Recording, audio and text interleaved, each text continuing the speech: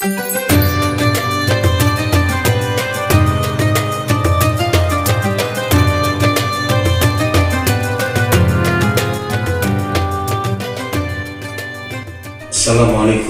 warahmatullahi wabarakatuh.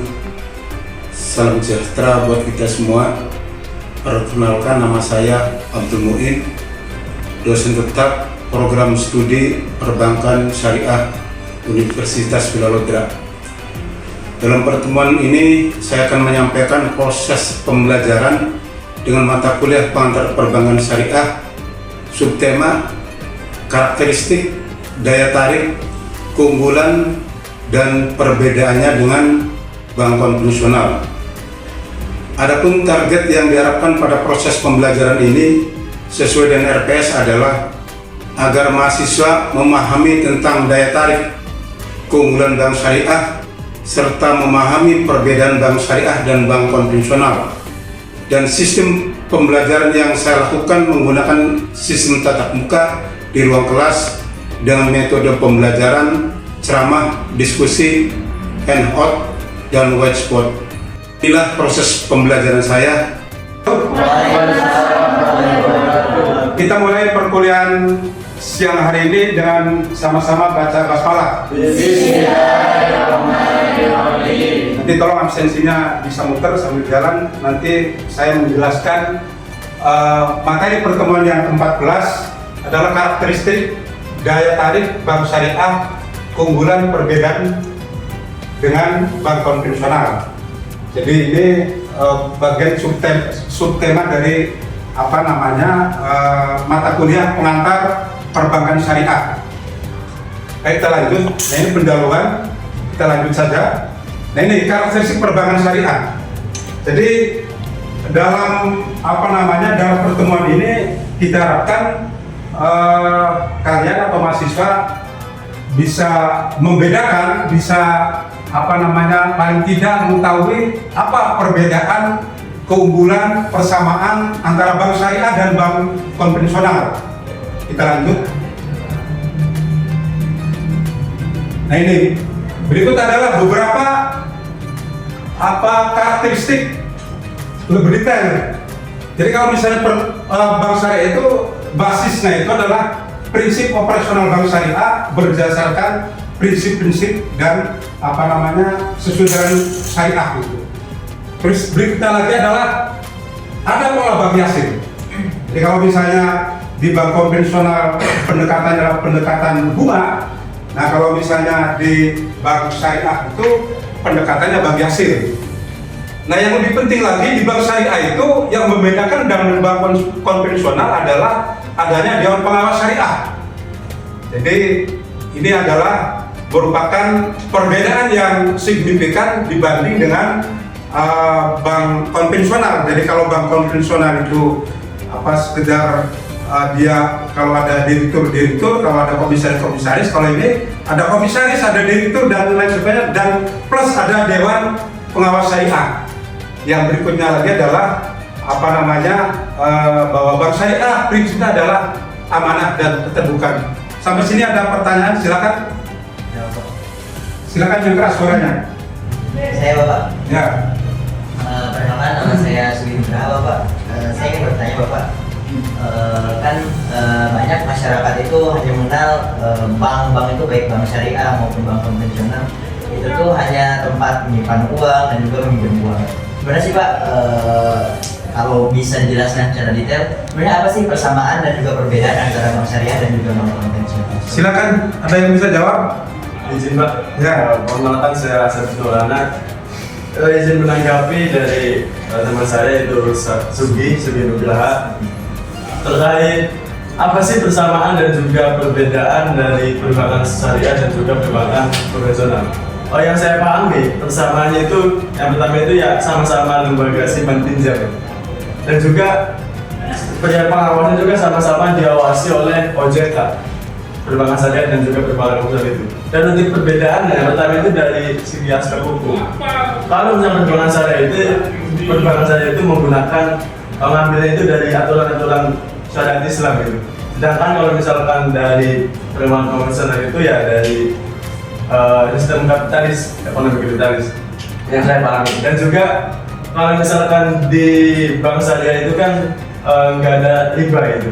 Nah kalau misalkan di bank modern itu ada, mungkin itu sih yang saya pahami. Oke, jadi memang betul, jadi bahwa pola pendekatan dalam sistem operasional perbankan syariah dan konvensional itu yang paling menonjol itu di bank syariah itu tidak ada mengenal istilah riba. Makanya bahasanya itu menggunakan bagi hasil. Kalau bank konvensional kan ada bunga. Jadi itu yang membuat bahwa bank konvensional itu riba. Di samping juga perbedaan yang lain. Oke, saya kira itu sudah bagus. Nanti tinggal untuk melengkapi mempertajam pemahaman kalian dalam memahami perbedaan dan persamaan bank syariah dan bank konvensional itu bisa baca dalam buku-buku referensi yang terkait dengan itu. Oke, kita lanjut ya. Nah ini masih perbedaan dan persamaan. Nah ini daya tarik perbankan syariah. Jadi pertama adalah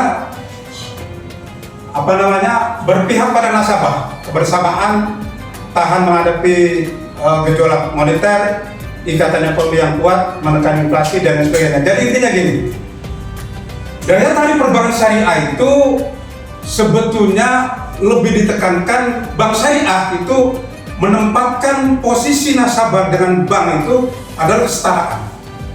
Makanya saya lebih menyebutnya bank syariah itu lebih mengedepankan kesetaraan.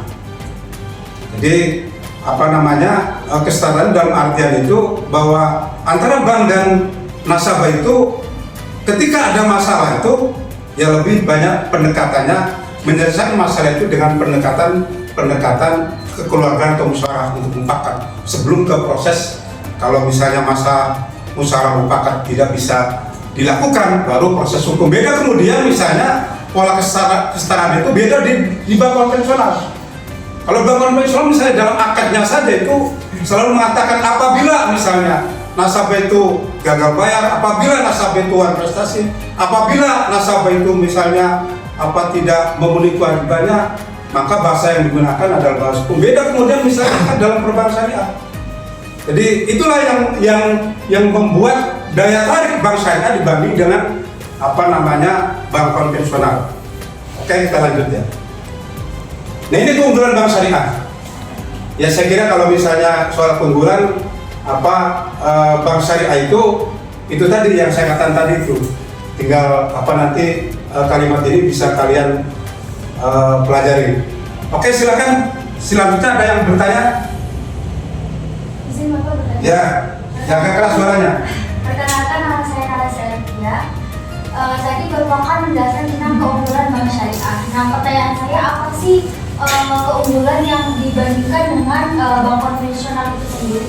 Apa yang keunggulan yang bank syariah itu terapkan gitu daripada bank konvensional?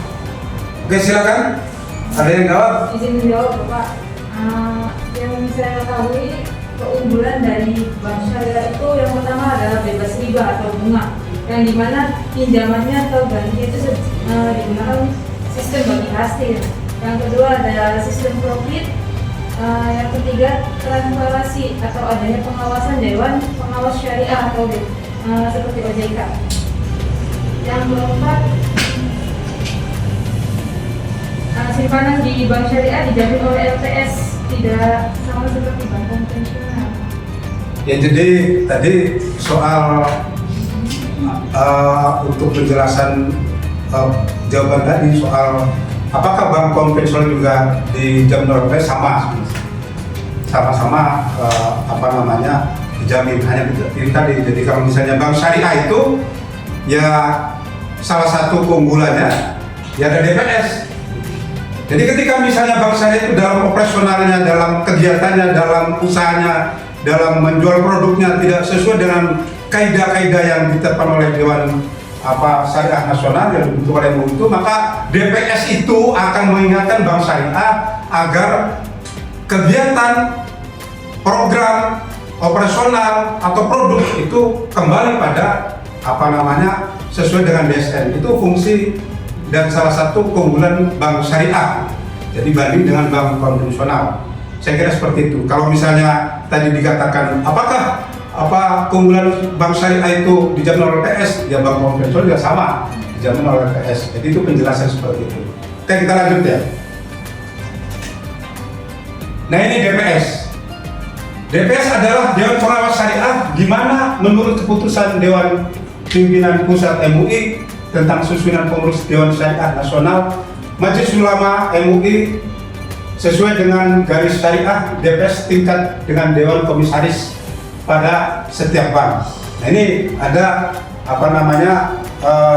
DPS itu dibentuk oleh DSN itu dibentuk oleh MUI. Nah, ini tugas-tugasnya seperti ini. Jadi tugas-tugasnya itu adalah menumbuh kembangkan penerapan nilai-nilai syariah dalam kegiatan perekonomian dan keuangan, tentu saja di bank tersebut, mengeluarkan fatwa atas segala jenis kegiatan keuangan, mengeluarkan fatwa BSN ya, mengeluarkan fatwa atas produk dan jasa keuangan syariah, mengawasi penerapan fatwa yang telah dikeluarkan, tentu saja yang berkaitan dengan ekonomi syariah, seperti itu. Jadi ya inilah salah satu keunggulan bank syariah, di mana bank syariah di samping ada struktur komisaris dan dewan direksi, tapi bank syariah itu mengenal istilah DPS yang dibentuk oleh DSN. DSN dibentuk oleh MUI. Tugasnya apa tadi? Dewan Syariah Nasional bertugas satu, menumbuh kembangkan penerapan nilai syariah dan seterusnya. Apa yang menarik dari perbankan syariah dan sistem keuangan syariah ini? Itu adalah Basarna. Jadi Basarna itu adalah lembaga atau Badan Arbitrase Syariah Nasional yang bertugas menyelesaikan sengketa di antara kedua pihak. Artinya begini, ketika ada nasabah dan bank itu masalah dalam apakah itu dalam penyaluran kredit dan lain sebagainya itu, jadi bank syariah itu pendekatannya itu tidak langsung apa yang saya katakan tadi itu, langsung menyelesaikan pendekatan sangkut. Jadi pendekatannya selesaikan dulu secara musyawarah dan mufakat. Terus yang kedua, ketika nggak bisa diselesaikan, maka yang akan dilakukan antara bank syariah dan nasabah itu adalah diserahkan kepada Badan Arbitrase Syariah Nasional. Nah, kecuali misalnya setelah ini ditempuh, sudah nggak bisa ada kesepakatan, nah, baru proses hukum dan lain sebagainya. Jadi inilah salah satu keunggulan perbankan syariah.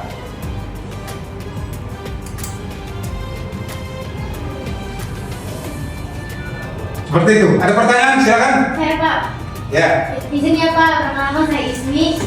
Sebelumnya kan mungkin masyarakat awam masih belum paham tentang tugas-tugasnya DPS. Nah, pertanyaan saya itu bagaimana sih DPS menangani isu-isu syariah yang kompleks dalam operasional bank syariah? Lalu sebenarnya apa sih peran DPS dalam pengembangan produk dan layanan baru di bank syariah itu? Silakan, ada yang jawab? Bisa jawab? Saya Pak. Ya, silakan.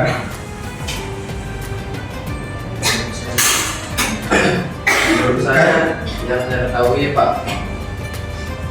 DPS isu-isu syariah kompleks dalam operasional bank syariah, yaitu kajian mendalam. DPS melakukan kajian fikih mendalam mengucap fatwa DSN MUI. Yang kedua, diskusi intensif, yaitu DPS biasanya berdiskusi dengan manajemen pihak legal dan juga auditor internal untuk memahami masalah secara menyeluruh. Yang ketiga, koordinasi dengan DSN MUI. Jika muncul isu syariah baru yang belum ada fatwa, DPS akan berkonsultasi atau meminta penerapan fatwa baru ke DSN MUI. Yang terakhir, pendekatan problem solving. DPS membenarkan risiko syariah, lalu memberi rekomendasi solusi agar kegiatan bank terkait syariah. Yang kedua itu mengenai peran, yaitu memberikan opini syariah dan mendampingi sejak awal, lalu berizin kepatuhan. Oke, saya kira cukup bisa menjawab, sekalipun nanti secara detail begini. Jadi DPS itu dibentuk oleh DSN. Jadi DPS dibentuk oleh DSN.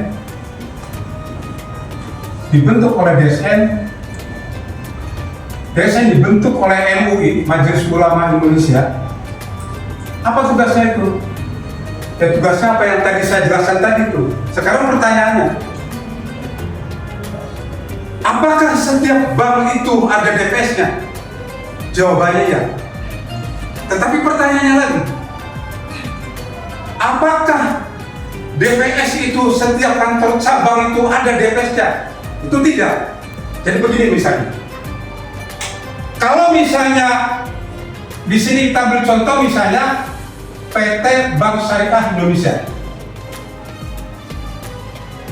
ya DPS-nya ada di pusat. Kantor cabangnya itu hanya menjalankan tugas-tugas operasional bank pusat, misalnya kantor cabang. Begitu juga kantor cabang pembantunya juga sama, cabang pembantu.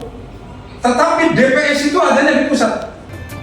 Beda kemudian kalau misalnya DPS itu di bank BPR. Jadi siapa coba yang tahu singkatan BPR itu apa?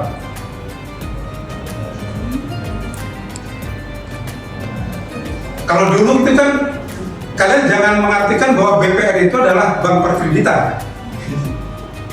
Nah sekarang itu BPR itu terus diartikan lagi, BPR itu adalah bank pembiayaan syariah, bank pembiayaan rakyat. Kalau misalnya itu syariah berarti ada syariah. Sekarang ganti lagi singkatan BPR itu untuk yang syariah, bank perekonomian rakyat. Jadi kalau khusus untuk BPR syariah itu bank perekonomian rakyat syariah. Kenapa seperti itu? Karena memang regulasinya seperti itu. Jadi jangan diartikan bahwa BPR itu adalah bank perkreditan rakyat. Ada lagi juga misalnya BPR itu jangan diartikan juga bank pembiayaan rakyat syariah misalnya. Khusus untuk syariah ya. Tapi kalau yang konvensional tetap bank perkreditan rakyat. Nah sekarang problemnya begini, kalau BPR itu adalah kantor pusatnya di Indramayu misalnya, di Indramayu, sekalipun di daerah tapi kantor pusat, maka DPS-nya ada di sini. DPS-nya ada di sini, kantor pusat. Adapun misalnya di Indramayu itu misalnya BPR saya itu bank perekonomian rakyat saya itu ada membuka cabang di kecamatan-kecamatan itu, maka tentu saja di kecamatan-kecamatan itu ya tidak ada DPS-nya, ada DPS-nya adalah di kantor pusat, sekalipun kantor pusatnya di daerah. Apalagi misalnya kantor pusatnya di Jakarta. Kita ambil contoh misalnya BPR HIK Pariangan yang ada di Indramayu, kantor pusatnya kan itu di Bandung, kantor pusat itu. Sekarang pertanyaannya, apakah misalnya BPR HIK Pariangan Syariah itu di Indramayu sebagai kantor cabang, salah satu kantor cabang itu ada DPS? Tidak ada, adanya di kantor pusat. Jadi yang mengendalikan DPS itu, apakah program BPR Syariah itu sesuai dengan fatwa DSN yang dibentuk oleh MUI itu sesuai apa tidak itu, ya tentu saja yang bekerja adalah DPS yang ada di pusat. Jadi enggak juga misalnya di kantor-kantor cabang itu ada DPS-nya, tidak ada. Jadi seperti itu. Jadi itu alurnya, jadi DPS itu dibentuk oleh oleh DSN. DSN itu Dewan Syariah Nasional itu dibentuk oleh MUI seperti itu. Oke, silakan barangkali sebagai ada tambahan untuk mempertajam ini perkuliahan siang hari ini. Jadi seperti itu. Jadi sekali lagi, kalau kita bicara soal tadi persamaan dan perbedaan, itu tadi jadi bank syariah dan bank konvensional itu sama berbadan hukum, sama-sama berbadan hukum. Yang kedua juga dalam konteksnya pembiayaan. Cuma yang itu persamaannya. Cuma yang membedakan itu satu pola akadnya. Yang kedua juga pola penyelesaiannya. Terus yang ketiga itu adalah pola struktur organisasinya. Jadi kalian akan bisa lihat apa yang sangat membedakan antara bank syariah dan bank konvensional itu adalah satu, kelembagaan struktur organisasi.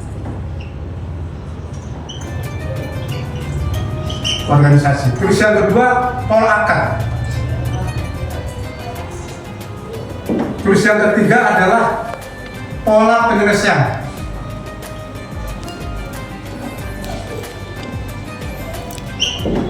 Nah ini yang membedakan.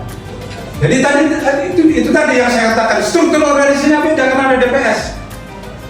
Tetapi yang membedakan lagi dari sekian, apakah itu struktur organisasi, apakah itu pola akal, apakah itu pola penyelesaian ketika ada masalah, ada satu lagi yang harus jadikan perhatian oleh kalian. Yang membedakan antara bank konvensional dan bank syariah itu adalah di mana bank syariah itu menerima infak dan sodako. Jadi kalau kalian misalnya buka di ATM BS itu selalu di akhir itu ketika lanjut, apakah Anda mau berinfak? Seperti itu kan. Dan itu tidak ada di ATM bank konvensional. Nah ini yang membedakan lagi itu. Jadi kalau ATM-nya sama, mengeluarkan duitnya juga sama. Tapi ketika sudah keluar duit, apakah Anda mau infak atau sodako? Nah kalau misalnya mau ya tentu saja kalian melanjutkan untuk menginfakkan atau sodako. Kalau misalnya persamaan sama, ini lembaga pembiayaan. Jadi gak ada bedanya itu. Nah itu tadi. Nah ini yang ingin saya katakan itu adalah yang perlu diperhatikan dengan sistem operasional. Satu lagi tadi pola akad dan sistem operasional. Sistem operasional. Apa sistem operasional itu?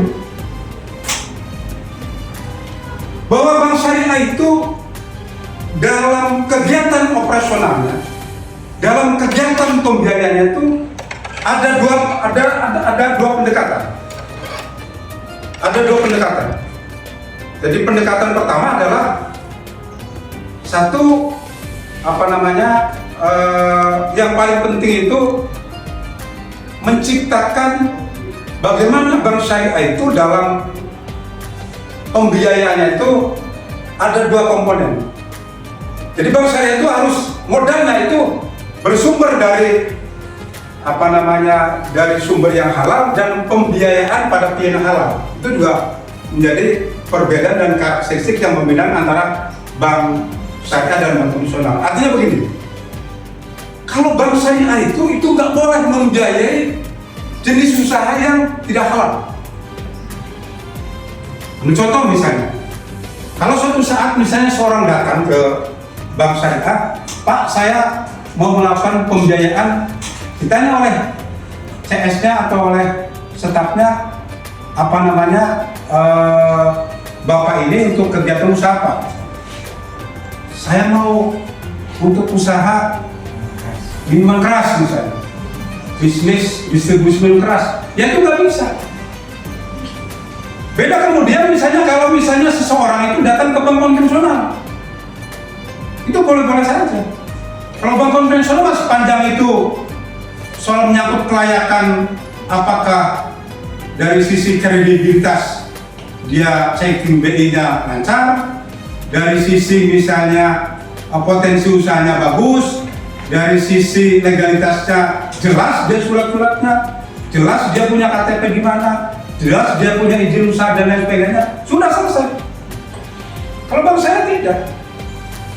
Kalau bank saya harus dipastikan bahwa apakah uang yang diberikan dalam bentuk pembiayaan, apakah pembiayaan musyarakah, apakah pembiayaan mudharabah, apakah pembiayaan mubahah, dipastikan untuk apa. Ya kalau misalnya untuk hal-hal yang menurut saya itu haramnya nggak boleh. Pertama.